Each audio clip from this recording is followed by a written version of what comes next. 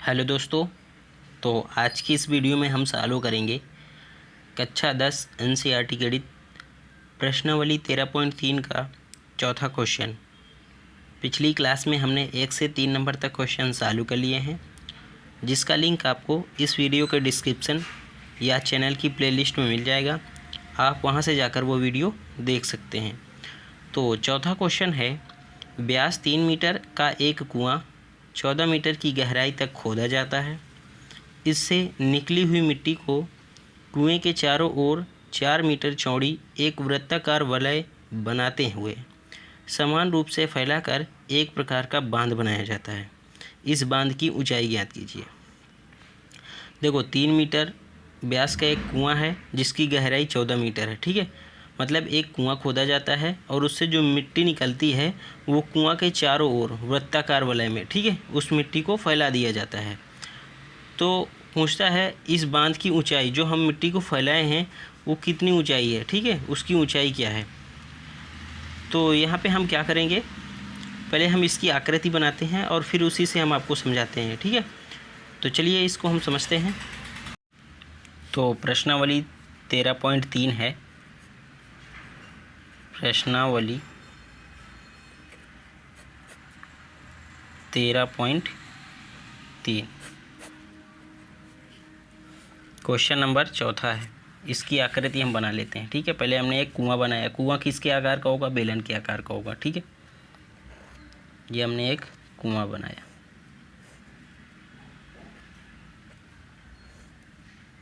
बेलन की ही आकार का तो होगा। अब इस कुएं से हमने मिट्टी निकाली है। मिट्टी को हम इसके चारों ओर, मतलब जो वलय गोलाकार बनेगा इसके चारों ओर, कुआं गोला ही तो होगा, इसके चारों ओर हमें फैलाना है। ठीक है, यहाँ से हमने मिट्टी निकाली ऊपर की तरफ और ऐसे हमने फैला दिया। ठीक है, अब ये पूछ रहा है जो हमने फैलाया है इसकी ऊंचाई हमें निकालनी, कितनी ऊंचाई तक हो गया। ठीक है, देखो ये कुआं तो बेलन के आकार का है। ठीक है, गोला गोला नीचे गड्ढा होता जा रहा है, बेलन के आकार का होगा। जो हमने यहाँ पे मिट्टी फैलाई है वो भी बेलन के आकार की, क्योंकि उसकी भी ऊंचाई हो गई ना। जब मिट्टी निकालेंगे गोला टाइप में उसको फैला देंगे तो ऊंचा ऊंचा ऊंचा होता चला जाएगा, तो भी एक बेलन के आकार का बनेगा। तो मिट्टी हमने कितनी ऊंचाई तक फैलाई है, ऊंचाई हमें निकालनी है। ठीक है, यहाँ पे जो कुएँ की त्रिज्या दे रखी है वो 3 मीटर व्यास दे रखा है, तो त्रिज्या क्या हो जाएगी? 3/2 मीटर।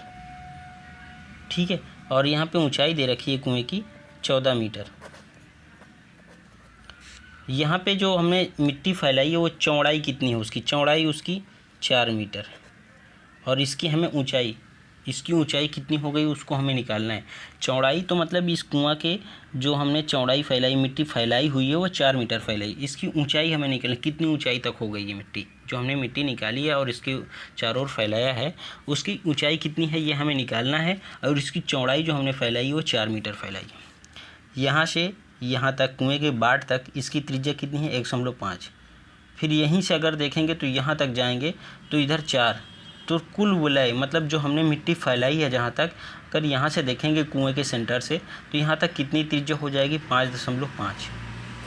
ठीक है, अब हमें आयतन जो हमारा होगा, जो ये वलय का आयतन होगा, जो बेलनाकार बनेगा वलय, इसका आयतन कहाँ? ये वाला आयतन देखेंगे हम, क्योंकि यहाँ पे तो मिट्टी नहीं है कुआं के सेंटर में। यहाँ पे देखेंगे जहाँ कुआं, यहाँ मिट्टी नहीं है, मिट्टी हमने निकाल के यहाँ पे फैलाई है, इसके चारों ओर यहाँ पे फैलाई है। तो इसको समझो, यहाँ से हमने मिट्टी निकाली तो जितनी उतनी ही हमने मिट्टी निकाली है जितना कुआं गहरा होता जा रहा है, मतलब कुएं का आयतन मिट्टी का आयतन बराबर होगा। समझो बात, क्योंकि हमने कुआं से ही तो मिट्टी निकाली है, तो मतलब कुएं का आयतन मिट्टी का आयतन बराबर होगा। फिर हमने मिट्टी निकाल के इसके चारों ओर फैला दी है, जहाँ पे फैलाई है जो भी बना है उसका भी आयतन इसके बराबर होगा, क्योंकि मटेरियल तो सेम है ना। मिट्टी हमने निकाली, यहाँ पे फैला दी, वो किस भी आकार में बन रहा है तो आयतन तो सेम होगा ना। जो भी बन रहा है आयतन सेम होगा, क्योंकि हमने मटेरियल सेम मिलाया है वहाँ पे। ये हमने यहाँ से मिट्टी निकाली, इसके चारों ओर फैला दी, अब वो कुछ भी बन रहा है वो जो इसका आयतन होगा, कुएं का आयतन, मिट्टी का आयतन, उसी के बराबर ही होगा। यहाँ पे क्या बन रहा है? बेलन यहाँ पे भी बन रहा है, तो इसके आयतन के बराबर होगा। चाहे मिट्टी का आयतन बोलिए चाहे कुएं का आयतन बोलिए, दोनों सेम ही है। ठीक है, तो मतलब कुएं का आयतन ये जो बनेगा इसके आयतन के बराबर ही होगी, क्योंकि जितनी हमने मिट्टी निकाली है यहाँ पे फैला दी है। अब वो क्या बन रहा है, वो बेलन वो भी बन रहा है, क्योंकि उसकी भी ऊंचाई हो जाएगी, मिट्टी फैलाएंगे तो उसकी भी ऊंचाई हो जाएगी, होगा तो गोला लेकिन मिट्टी उसकी भी ऊंचाई हो जाएगी। तो हम यहाँ पे करेंगे क्या, कुएँ का आयतन निकाल लेंगे, या कुएँ का आयतन बोले या मिट्टी का आयतन, ठीक है, वो कुएँ का आयतन निकाल लिए। इसके बाद हम ये वाले भाग का आयतन निकाल, जहाँ पे हमने मिट्टी फैलाई, इस वाले भाग में नहीं है मिट्टी, कुएँ पे जहाँ पे है, ठीक है, यहाँ पे तो गहराई है, तो ये वाले भाग का आयतन कैसे निकालेंगे, पूरी त्रिज्या लेंगे यहाँ तक, ठीक है, 5.5, फिर यहाँ 1.5 वाली त्रिज्या, ये वाला आयतन हम घटा देंगे, मतलब पहले हम पूरे जो बेलन है वलय वाला पूरे का आयतन लेंगे, फिर ये छोटा वाला यहाँ से यहाँ तक, मतलब कुएं के बाट वाला हम आयतन घटा देंगे, क्योंकि यहाँ पे मिट्टी नहीं है ना, मिट्टी तो यहाँ पे फैलाए हम, ये वाला हम घटा देंगे, ठीक है। मतलब वलय का मतलब बेलनाकार वलय का आयतन लेंगे, उसकी यहाँ से यहाँ तक लेंगे, फिर ये वाला आयतन हम घटा देंगे, तो ये वाले भाग में मिट्टी जो बचेगी वही आएगी, ठीक है। तो पहले हम कुएं का आयतन निकालते हैं, फिर ये वाले भाग का आयतन निकालेंगे, दोनों को बराबर कर देंगे, क्योंकि आयतन तो बराबर ही होगा। तो चलो करते हैं, तो आपको और अच्छे समझ में आएगा। पहले जो भी दिया हम लिख लेंगे, क्या दिया है, कुएं के व्यास दिया है, लिख लेंगे, बेलनाकार है ना, कुआं बेलनाकार है ना, तो यहाँ पे लिख लेंगे बेलनाकार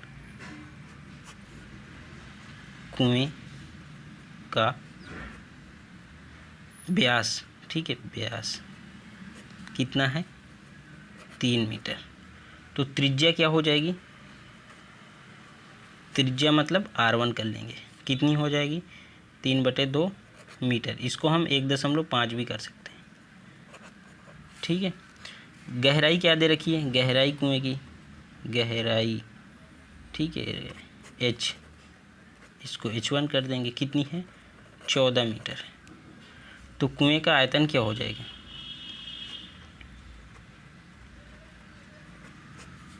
कुएं का आयतन मतलब मिट्टी का आयतन, अभी हमने आपको समझाया ना, कुएं से ही तो मिट्टी निकाल रहे हैं, जितना कुएं का आयतन होगा वो मिट्टी का आयतन होगा, ठीक है। क्या होता है बेलनाकार का, πr² H, इसमें भी 1 कर देंगे, इसमें भी 1 कर देंगे, ठीक है।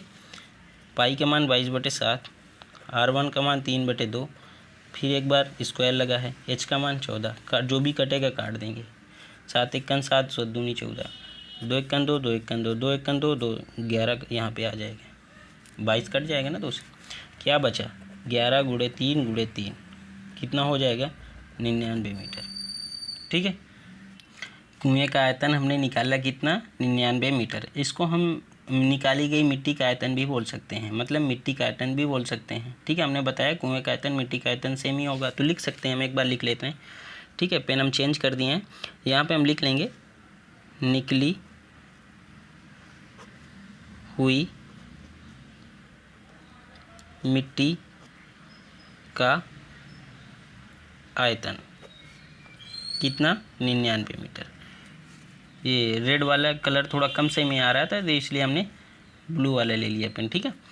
अब यहाँ पे देखो, हमने कुएं का आयतन निकाल लिया है, मतलब मिट्टी का आयतन निकाल लिया है। अब इसको किसके बराबर करेंगे हम, इसको हम जो ये वलय है जो मिट्टी फैलाई है उसके आयतन के बराबर करेंगे, ठीक है। तो 4 मीटर चौड़ाई के साथ वलय की कुल त्रिज्या कितनी हो जाएगी, 4 + 1.5 मतलब 5.5 मीटर, ठीक है। यहाँ पे 5.5 मीटर, क्यों, देखो 4 मीटर चौड़ी की थी हमने यहाँ से यहाँ तक, और यहाँ तक कितनी थी, कुएं के सेंटर से कितनी थी, 1.5 यहाँ तक बाट तक थी, हमने 4 मीटर और बढ़ा दिया, टोटल त्रिज्या कितनी हो जाएगी, 5.5। अब ये पूरे जो वलय बना हुआ है फिर मिट्टी के साथ जो हमने फैलाया हुआ है, इसकी त्रिज्या 5.5 है, तो हम इसका आयतन पूरा निकालेंगे। ये बेलन ही बन रहा है, इसकी कुछ ऊंचाई हो जाएगी तो बेलन ही बनेगा, ठीक है। यहाँ पे आप इसका सर्कल मत समझ लेना, गोला मत समझ लेना, गोले का आयतन मत समझिए, क्योंकि इसकी कुछ ऊंचाई भी हो जाएगी, गोला की ऊंचाई नहीं होगी। यहाँ पे ये बेलन ऊंचाई बनेगी तो ये बेलन बनेगा, तो मतलब पहले हम इस पूरे यहाँ से इस त्रिज्या 5.5 लेकर यहाँ तक का आयतन निकालेंगे, ठीक है। इस सेंटर से यहाँ तक आयतन निकालेंगे, फिर इस सेंटर से इस कुएं यहाँ ये वाला बाट तक का निकालेंगे, तो ये वाला हम घटा देंगे बड़े वाले से, तो ये वाले भाग का हमारा आयतन बचेगा, ठीक है। तो यहाँ पे लिख लेंगे वलय का आयतन क्या हो जाएगा, पाई, बेलना ही तो बन रहा है, बेलन ही बन रहा है ना, pi r square 2h2 minus pi r square 1 और h1। इतना आप समझें कि नहीं, इसको हम समझाते हैं। यहाँ तक हमने त्रिज्या जो ली थी, ये वाली त्रिज्या 5.5 आई थी, ये क्या थी, R2 थी ना। H2 हमें निकालना है, मतलब ये इसकी जो ऊंचाई मिट्टी हमने फैलाई है H2, इसको हमें निकालना है। H1 तो कुएं की हो गई, R1 कुएं की त्रिज्या हो गई, और यहाँ पे जो ये वाले की त्रिज्या हमने इसको R2 मान लिया 5.5 को, और इसकी जो ऊंचाई होगी उसको हमने H2 मान लिया। इसको बराबर कर देंगे, यहाँ पे निकाल लेंगे। दोनों में पाई कॉमन है, पाई कॉमन ले लिया, तो यहाँ पे लिख लेंगे। देखो यहाँ पे जो ऊंचाई होगी, ये ऊंचाई हम यही वाली ले रहे हैं ना, तो ऊंचाई यहाँ पे H2 सेम होगी, ठीक है। ये वाला नहीं, H2 यहाँ पे सेम ही होगा, क्योंकि ये वाला पहले हम बड़े वाला सर्कल लेते हैं, फिर ये छोटा वाला सर्कल लेते हैं, तो ऊंचाई दोनों की तो सेम होगी। यहाँ पे जो होगी, यहाँ पे भी बराबर फैलाते हैं ना, समान रूप से फैलाकर, तो ऊंचाई सेम होगी।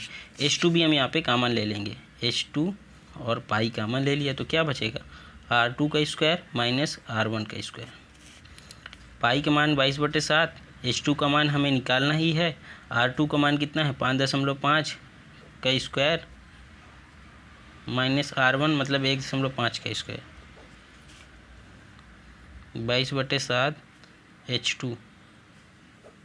इसको हम यहाँ पे a square minus b square कर देंगे, तो 5.5 प्लस 1.5, 5.5 माइनस 1.5 H2। ये जुड़ जाएगा, कितना हो जाएगा, ये हो जाएगा 7, और ये कितना हो जाएगा, ये आपका 4 आ जाएगा, ठीक है।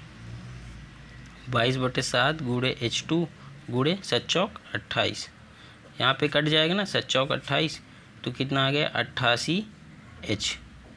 इसको H2 करेंगे, H2 मतलब जो वलय का आयतन, ये वाले भाग का आयतन निकला है, कितना निकला है 88H2। इसको किसके बराबर करेंगे, कुएं के आयतन के बराबर करेंगे, तो लिख लेंगे यहाँ पे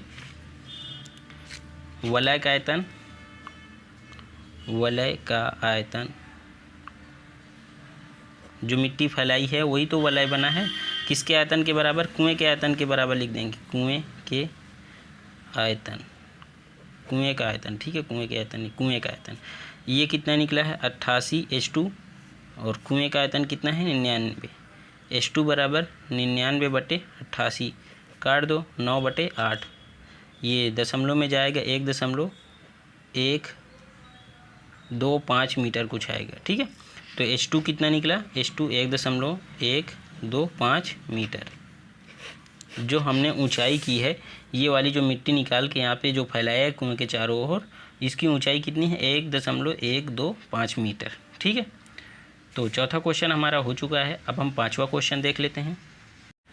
तो पांचवा क्वेश्चन है, व्यास 12 सेंटीमीटर और ऊंचाई 15 सेंटीमीटर वाले एक लंबवर्ती बेलन के आकार का बर्तन आइसक्रीम से पूरा भरा हुआ है। मतलब व्यास 12 मीटर और ऊंचाई 15 मीटर वाले एक लंबवर्ती बेलन के आकार का बर्तन, मतलब बेलन के आकार का बर्तन है, और वो क्या है, आइसक्रीम से भरा हुआ है। इस आइसक्रीम को ऊंचाई 12 सेंटीमीटर और व्यास 6 सेंटीमीटर वाले शंकुओं में भरा जाना है, जिनका ऊपरी सिरा अर्धगोलाकार होगा। उन शंकुओं की संख्या ज्ञात कीजिए जो इस आइसक्रीम से भरे जा सकते हैं, ठीक है। देखो इसको समझो। पहले एक बेलन के आकार का बर्तन है, यहाँ लंबवर्ती बेलन के आकार का, जिसकी त्रिज्या व्यास ये दे रखा है और ऊंचाई ये दे रखी है, ठीक है। मतलब लंबवर्ती बेलन है जो आइसक्रीम से भरा हुआ है, ठीक है। उसके बाद हम एक शंकु लेते हैं जिसकी ऊंचाई ये है और व्यास ये है। फिर हम उस जो बर्तन बेलन के आकार का था उससे हम आइसक्रीम निकाल कर शंकु में भरते हैं, ठीक है। ऐसे समझो इसको, शंकु में भरते हैं, शंकु के और ऊंचाई तक हम भरते हैं, तो ऊपर जो है कि ऊपरी सिरा अर्धगोलाकार होगा। मतलब ऊपर आइसक्रीम खाते होंगे आप, तो आप देखते होंगे ऊपर उसको ऐसे ढक दिया जाता है। यहाँ पे हम कॉपी पे समझाते हैं आपको, ठीक है। तो यहाँ पे हम ले लेते हैं पांचवा क्वेश्चन, ठीक है। जैसे यहाँ पे हमने एक बर्तन ले लिया जो बेलनाकार है, ठीक है। ये हमने एक बर्तन ले लिया बेलनाकार है, ये पूरा आइसक्रीम से भरा हुआ है, ठीक है, आइसक्रीम से भरा हुआ है। इसके बाद बोल रहा है हम एक शंकु लेंगे, ये हम शंकु ले रहे हैं, ठीक है, ये हमने एक शंकु ले लिया। इस बर्तन से हम आइसक्रीम को निकाल कर इस शंकु में भरते हैं। तो यहाँ पे हम सब जगह भरेंगे, ठीक है, यहाँ पे भर दिया भर दिया भर दिया। जब यहाँ तक ये फुल हो जाएगा तो ऊपर हम इसके और ऊपर ऐसे बाट भर देते हैं, ऐसे कर देते हैं, ठीक है। तो इसमें जो हमने आइसक्रीम भरी है वो यहाँ तक तो शंकु की ऊंचाई थी, लेकिन इसके ऊपर भी हमने एक अर्धगोला आकार में आइसक्रीम भर दी। आइसक्रीम अगर आप खाते होंगे तो ऊपर देखते होंगे वो गोला अर्धगोला आकार में भरी होती है ना, ऊपर भी भरी होती है, मतलब जितना उसका आकार होता है शंकु का उससे भी ऊपर भरी होती है, ठीक है। तो मतलब अर्धगोला ऊपर जो होगा वो अर्धगोला आकार में भरी होगी। तो यहाँ पे कहता है इससे हमने आइसक्रीम निकाल ऐसे कितने शंकुओं में भरी है, शंकुओं की संख्या बताना है, ठीक है। तो इसमें आप समझेंगे ये जितने भी इस बेलन का आयतन होगा उससे निकाल के कितने शंकु में हमने भरी होगी। तो मतलब शंकु, अब काफ़ी शंकु हो जाएंगे ना उससे, तो शंकुओं की संख्या हमें निकालनी है, ठीक है। तो इसमें आपको क्या करना है, बेलन का आयतन जो भी होगा निकाल लेंगे हम, ठीक है। और इस शंकु का आयतन और अर्धगोले के आयतन, यहाँ पे अर्धगोला भी है याद रखना, ठीक है, क्योंकि उसके ऊंचाई तक हमने ऊपर ऐसे भरा हुआ है। तो मतलब शंकु का आयतन प्लस अर्धगोले का आयतन, ठीक है, इन दोनों को जोड़ देंगे और इस वाले बेलन के आयतन से भाग दे देंगे। तो वहाँ पे कितने शंकु आएंगे इस आकार में हमें पता चल जाएगा, ठीक है। देखो कैसे, यहाँ पे इस बेलन का आयतन निकालेंगे तो बेलन का आयतन जितनी भी आइसक्रीम होगी पूरा आयतन निकलेगा, ठीक है, कितनी आइसक्रीम है। फिर यहाँ पे आइसक्रीम निकाल के हम शंकु में भर रहे हैं। अब शंकु कितने हमें पता नहीं है, शंकु की संख्या हमें निकालनी है। अगर एक शंकु का आयतन हम निकाल लेंगे, शंकु में याद रखना अर्धगोला भी है, ठीक है। अगर एक शंकु का आयतन हम निकाल लेंगे फिर इससे भाग देंगे तो शंकुओं की संख्या निकल आएगी, कितने शंकु हैं, ठीक है, क्योंकि ये पूरा आयतन है, इससे ये वाला आयतन भाग दे देंगे तो संख्या निकल आएगी। तो पहले हम बेलन का आयतन निकालते हैं और शंकु का आयतन निकालते हैं और अर्धगोले का आयतन निकालते हैं। अर्धगोला और शंकु का आयतन जोड़ देंगे तो हमारी पूरी एक आइसक्रीम बनेगी, ठीक है। ये तो आइसक्रीम का डिब्बा है, इसमें आइसक्रीम भरी, बहुत सारी भरी है। फिर हमने इसे निकाल कर इसमें भरी हुई है। तो शंकु का आयतन और अर्धगोले का आयतन साथ में रखना है, ठीक है, क्योंकि ये आइसक्रीम जो भरी जाती है वो ऊपर तक भरी जाती है जो कि अर्धगोला के आकार में है। तो यहाँ पे जो भी दिया है उसको हम लिख लेंगे, फिर हम इसमें भाग देंगे, ठीक है। तो पहले लिख लेंगे हम लंबवर्ती बेलन का व्यास दे रखा है ना, बेलन का व्यास कितना दे रखा है, 12 मीटर, ठीक है, 12 सेंटीमीटर यहाँ पे लिख लेंगे। ये व्यास 12 है तो त्रिज्या कितनी हो जाएगी, 6 सेंटीमीटर, ठीक है। तो लिख लेंगे त्रिज्या मतलब R1 कितना हो जाएगी, 6 सेंटीमीटर, ठीक है। और इसकी ऊंचाई क्या दे रखी है, बेलन की जो ऊंचाई दे रखी है वो 15 सेंटीमीटर दे रखी है। ऊंचाई मतलब H1 कितनी है, 15 सेंटीमीटर। तो बेलन की आयतन क्या होगा पता चल जाएगा आपको, निकाल लेंगे आप। बेलन का आयतन क्या होता है, फार्मूला पाई R²H, सॉरी, यहाँ पे इसको हम R1 करेंगे, इसको हम H1 करेंगे। ये हमारा R1 हो जाएगा, R2 हो जाएगा, ठीक है। फार्मूला रखेंगे 22/7। R1 का मान क्या है, R1 का मान 6, डबल बार है, डबल बार करेंगे, H1 का मान 15, ठीक है। मल्टीप्लाई कर देंगे, ठीक है, मल्टीप्लाई करते हैं तो ये कोई कटेगा ही नहीं, तो ये पूरा हमें गुणा करना पड़ेगा, ठीक है। अभी हम इसको गुणा नहीं करते हैं क्योंकि गुणा करने में ही टाइम चला जाएगा। यहाँ पे आप सेंटीमीटर क्यूब लिख दीजिए, ये आयतन निकल आएगा, ठीक है, क्योंकि हमें आगे बराबर करना है ना, बराबर करने में शायद कुछ कट पिट जाए, ठीक है, इसलिए अभी हम नहीं काटेंगे इसको, आप इतना ही लिखा रहने दीजिए।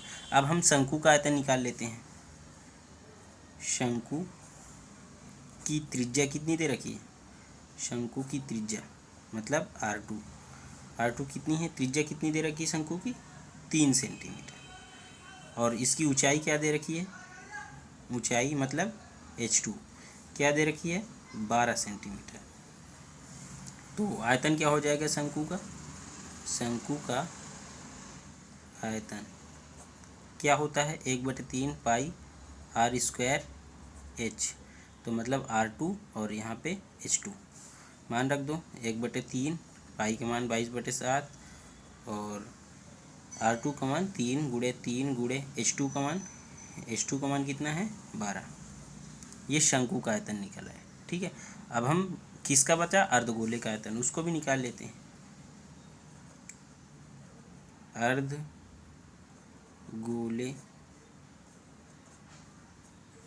का आयतन क्या होता है? अर्धगोले का आयतन होता है 2/3 पाई R3। ठीक है, और यहाँ पे अर्धगोले की त्रिज्या तो दे नहीं रखी है, तो यहाँ पे आपको समझना है। ठीक है, अर्धगोले की त्रिज्या क्या होगी इसको हम समझा दे रहे हैं। देखो शंकु की जो ऊंचाई दे रखी है वो कितनी दे रखी है? 12 सेंटीमीटर। तो यहाँ पे ये त्रिज्या हो जाएगी, शंकु की त्रिज्या कितनी है? 3 सेंटीमीटर। ठीक है, 3 सेंटीमीटर। तो यहाँ पे जो शंकु की त्रिज्या होगी वही अर्धगोले की त्रिज्या होगी। कैसे? देखो यहाँ पे अर्धगोले का व्यास, यहाँ पे ये शंकु का सेंटर है, यहाँ से यहाँ तक जाएंगे और फिर यहाँ तक जाएंगे, सभी जगह पर यहाँ पे जो त्रिज्या होगी वो सेम होगी 3 सेंटीमीटर। जो ऊपर गोला बनाएंगे, अर्धगोला कैसे बना है? देखो अर्धगोला ऐसे बनता है, ऐसे बना हुआ है, और ये भी शंकु की त्रिज्या हो जाएगी, क्योंकि यहाँ से देखेंगे तो जितनी यहाँ 3 सेंटीमीटर, यहाँ पे भी 3 सेंटीमीटर, यहाँ पे भी 3 सेंटीमीटर, यहाँ पे 3, क्योंकि यहाँ से रख के अगर चाप लगाएंगे तो सभी जगह बराबर होगी ना। तो जो भी अर्धगोले की त्रिज्या होती है वही शंकु की भी त्रिज्या होगी। ठीक है, तो यहाँ पे लिख लेंगे हम। इसको आप R3 कह सकते हैं, या सेम है इसको R2 ही कह सकते हैं। ठीक है, कोई दिक्कत नहीं, आप मान रख दीजिए बस। 2/3 पाई का मान 22/7 और R का मान कितना है? 3 सेंटीमीटर, 3 × 3। ठीक है, ये अर्धगोले का आयतन निकला है। हमने आपको बताया शंकु और अर्धगोले का आयतन आपको जोड़ना है, क्योंकि ये दोनों आइसक्रीम जो है कि दोनों से मिलकर इसमें आइसक्रीम भरी है ना, दोनों। तो ये हम आइसक्रीम देखते हैं तो इसमें दोनों चीज़ें, शंकु भी अर्धगोला भी है, तो दोनों को जोड़ेंगे क्योंकि आइसक्रीम दोनों में भरी गई है, दोनों के आकार में। तो लिख लेंगे यहाँ पे शंकु में भरी आइसक्रीम का आयतन, शंकु में जो आइसक्रीम भरी गई है उसका आयतन, मतलब शंकु का आयतन प्लस अर्धगोले का आयतन। ठीक है, तो शंकु का आयतन कितना दे रखा है? यहाँ पे शंकु का आयतन दे रखा है 1/3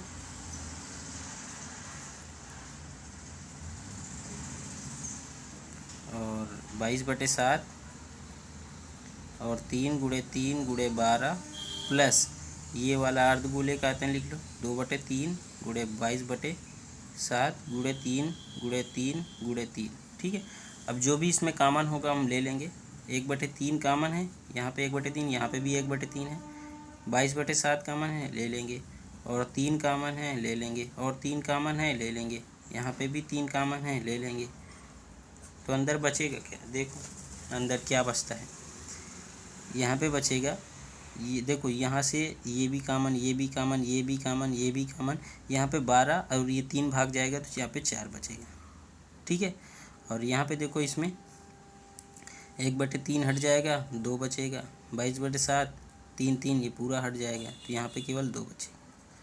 1/3 × 22/7 गुणे इसको कर देंगे आप, ये 3 × 9 = 27 × 4 × 2 = 6, 27 × 6 आ गया।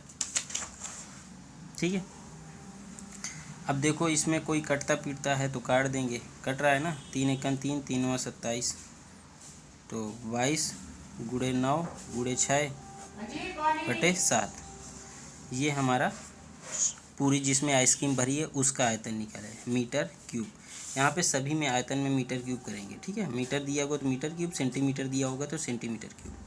सेंटीमीटर क्यूब दे रखा है, सेंटीमीटर क्यूब कर लेंगे। ठीक है, यहाँ पे भी सेंटीमीटर क्यूब। अब हम इससे जो है कि भाग देंगे किस में?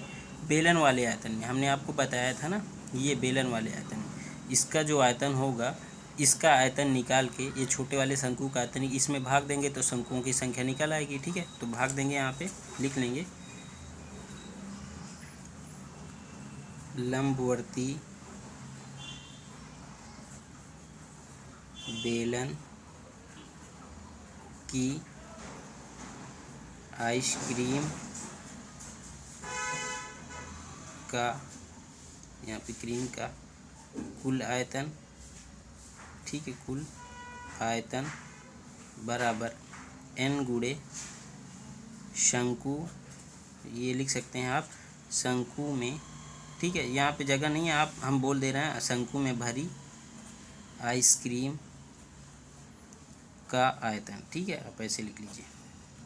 इसका आयतन कितना है, इसका आयतन है 22 जो हमने स्टार्टिंग में निकाला 22/7 गुणे 6 गुणे 6 गुणे 15, और इसका आयतन n गुणे शंकु में आइसक्रीम यह भी हमने निकाला है 22/7 गुणे 9 गुणे 6, ठीक है। अब जो भी कटेगा काट देंगे, ये 22/7 कट जाएगा, 6 से 6 कट जाएगा, 15 6 का 90, यहाँ पे देखो 90, तो यहाँ पे देखो 22/7 भी कट गया, 6 से 6 भी कट गया, 15 6 का 90, यहाँ पे 90 लिख दिया, यहाँ पे 9 बच रहा है, 9 से भाग दे दिया, 10 आ गया, n बराबर क्या निकला 10। तो शंकु की संख्या कितनी निकली 10, जिसमें आइसक्रीम भरी जाती है, ठीक है। तो 5वां क्वेश्चन भी हमारा हो चुका है। अब हम 6वां क्वेश्चन देख लेते हैं। तो अब 6वां क्वेश्चन है विमाओं 5.5 सेंटीमीटर गुणे 10 सेंटीमीटर गुणे 3.5 सेंटीमीटर वाला एक घनाभ बनाने के लिए 1.75 सेंटीमीटर व्यास और 2 mm मोटाई वाले कितने चांदी के सिक्कों को पिघलाना पड़ेगा। देखो यहाँ पे बोल रहा है 5.5 गुणे इतने इतने वाला एक घनाभ बनाना है, ठीक है, इतनी लंबाई इतनी चौड़ाई और इतनी ऊंचाई वाला एक घनाभ बनाना है, जिसमें बनाने के लिए इतने व्यास और इतने मोटाई वाले कितने सिक्कों को पिघालना पड़ेगा। हम पिघाल के क्या बना रहे हैं, मतलब घनाभ बना रहे हैं, ठीक है। तो मतलब पिघाल के क्या बना रहे हैं, सिक्का बना रहे हैं। सिक्का किसके आकार का होगा, अब आपको पहले यही समझना पड़ेगा सिक्का किसके आकार का होगा। सिक्का देखो, सिक्का बनेगा बेलन के आकार का, आप उसको गोलाकार मत समझ लेना, ठीक है, क्योंकि सिक्के की कुछ ऊंचाई भी होती है, याद रखना आप, अगर वहाँ पे ऊंचाई आ गई तो आपका वो बेलन ही बनेगा। तो सिक्के की कुछ ऊंचाई होती है, ठीक है। तो यहाँ पे सिक्के की जो ऊंचाई मोटाई दे रखी है, यहाँ पे 2 mm दे रखी है, ठीक है। अगर यहाँ पे ऊंचाई ना होती तो फिर हम समझ जाते ये गोलाकार है, लेकिन ये गोलाकार नहीं है यहाँ पे, क्योंकि सिक्के की मोटाई भी दे रखी है ना, मोटाई मतलब ऊंचाई, और यहाँ पे ये व्यास त्रिज्या ये दे रखी है, ठीक है। तो आपको क्या करना है, ये एक घनाभ बन रहा है तो घनाभ का आयतन निकाल लेंगे, क्योंकि यहाँ पे लंबाई चौड़ाई ऊंचाई दे रखी है, ठीक है। फिर हम इस एक सिक्के का जो यहाँ पे आयतन है उसको हम निकाल लेंगे। जो सिक्का है बेलन के आकार का, तो यहाँ पे बेलन के मतलब बेलन की आयतन निकाल लेंगे, एक सिक्के का आयतन। फिर हम इसको भाग देंगे तो यहाँ पे कितने सिक्के लगेंगे पता चल जाएगा, क्योंकि यहाँ पे बड़ा सा घनाभ बनाएंगे तो उसमें एक छोटा सा एक सिक्के का आयतन निकाल के इसमें भाग देंगे। अभी हमें पीछे 5वें क्वेश्चन में किया है ना ऐसे ही, ठीक है। बड़े बेलन में जो शंकु भरी थी उसमें हमने एक शंकु के आयतन को निकाल के भाग दे दिया था, तो यहाँ पे भी ऐसे ही करेंगे, ठीक है। तो चलिए कर लेते हैं इसको भी हम। तो 6वां क्वेश्चन है, ठीक है, इसमें आकृति ना बनाए कोई दिक्कत नहीं, ठीक है, क्योंकि इसमें सब दिया हुआ है। घनाभ की विमाएँ क्या दे रखी हैं, घनाभ की विमाएँ दे रखी है ना, क्या दे रखी है, 5.5 सेंटीमीटर गुणे 10 सेंटीमीटर गुणे 3.5 सेंटीमीटर, ठीक है। तो आयतन तो हम निकाल ही ले सकते हैं, घनाभ का आयतन क्या होता है, लंबाई गुणे चौड़ाई गुणे ऊंचाई, तो इसका सभी का मल्टीप्लाई करना है, आयतन निकल आएगा। तो निकाल लो आयतन, गुणा कर लो इसको, 5.5 में 10 का गुणा करेंगे तो 55 हो जाएगा, फिर हम 3.5 का गुणा कर देंगे, तो अभी हम 55 गुणे 3.5 सेंटीमीटर क्यूब कर लेंगे, centimetre centimetre centimetre centimetre cube आ जाएगा, ठीक है। अब हम क्या करेंगे, अब हम एक सिक्के का आयतन निकालेंगे, ठीक है। तो यहाँ पे लिख लेंगे पहले, सिक्का किसके आकार का होगा, हमने बताया सिक्के में ऊंचाई है तो बेलनाकार का बनेगा ही बनेगा, ठीक है। तो यहाँ पे लिख लेंगे बेलनाकार चांदी के सिक्कों की त्रिज्या क्या दे रखी है, त्रिज्या दे रखी है ना उसमें, 1.75 व्यास दे रखा है, तो उसकी आधी त्रिज्या हो जाएगी, यहाँ पे त्रिज्या कर लेंगे उसकी आधी, ये सेंटीमीटर त्रिज्या आ जाएगी। ठीक, और वहाँ पे ऊंचाई कुछ दे रखी है, सिक्के की ऊंचाई मतलब मोटाई, बात वही है। ठीक है, ऊंचाई कितनी है 2 mm। अब यहाँ पे आप देखो सेंटीमीटर, यहाँ पे mm है, तो mm से हम सेंटीमीटर में बनाएंगे। mm सेंटीमीटर से mm छोटी इकाई है, तो यहाँ पे हम सेंटीमीटर बनाने के लिए 10 का भाग देंगे। ठीक है, तो 2/10 सेंटीमीटर। ठीक है, ये ऊंचाई आ गई। अब इसका आयतन हम निकाल लेंगे, एक सिक्के का आयतन। ठीक है, तो यहाँ लिख लेंगे बेलनाकार चांदी के सिक्कों की संख्या, संख्या कह रहे हैं की का आयतन। ठीक है, आयतन निकाल रहे हैं ना, आयतन संख्या तो बाद में निकालेंगे। आयतन पाई r स्क्वायर h 22/7 पाई के r का मान क्या है निकला, ये 1.75/2। यहाँ पे यहाँ पे हमने कुछ मिस्टेक कर दी थी। ठीक है, क्या मिस्टेक करती थी, यहाँ पे त्रिज्या हमने 2 बार हमें गुणा करना चाहिए, हमने एक ही बार किया है। ठीक है, यहाँ पे इसलिए मिस्टेक है, तो हम इधर कर देते हैं। सेम प्रोसेस वही रहेगा, हमें फिर से करना पड़ेगा, लेकिन हम यहीं पे आपको समझा दे रहे हैं। ठीक है, क्योंकि यहाँ पे त्रिज्या डबल बार हमें गुणा करना पड़ेगा, हम एक ही बार कर दिए हैं, तो इधर हम कर लेते हैं ऐसे सेम। ठीक है, आप वहाँ पे समझ लेना 22/7 गुणे 1.75/2 गुणे 1.75/2 गुणे 2/10 सेम हमने लिख लिया है। ठीक है, यहाँ पे मिस्टेक हो गई थी थोड़ा। अब इसको हम काट देंगे, जो भी कटेगा 22/7 पहले लिख लेंगे, दशमलव हटा लेते हैं। ठीक है, 175/200 175/200 गुणे इसको हम काट देते हैं, 1/5 आ जाएगा। 25 सत्ते 175, 25 अट्ठे 200, 25 सत्ते 175, 25 अट्ठे 200, तो क्या बचा 22/7 गुणे 7/8 गुणे 7/8 गुणे 1/5। ये 7 से 7 कट जाएगा, तो टोटल क्या बचा 22 गुणे 7/8 गुणे 8 गुणे 5। ये क्या निकला, एक सिक्के का आयतन निकला।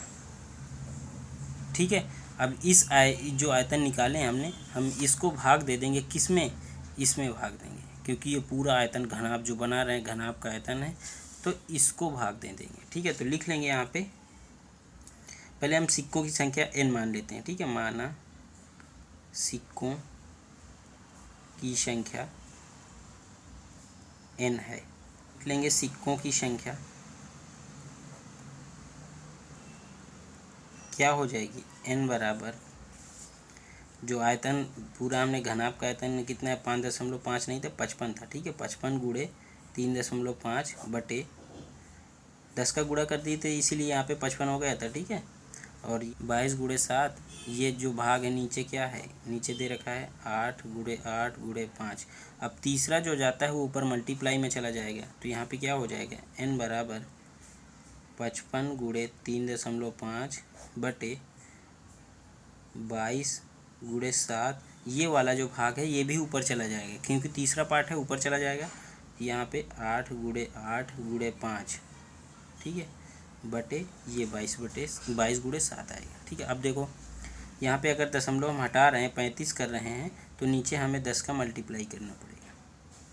अब 7 × 7 7 × 35, 5 × 5 5 दूनी 10, 2 × 2 2 चौको 8, 11 2, तो क्या बचा, हमने काटा का 5, यहाँ पे बचा 2 गुणे 8 गुणे 5 और नीचे 11, 11 × 5 = 55, ये भी कट गया।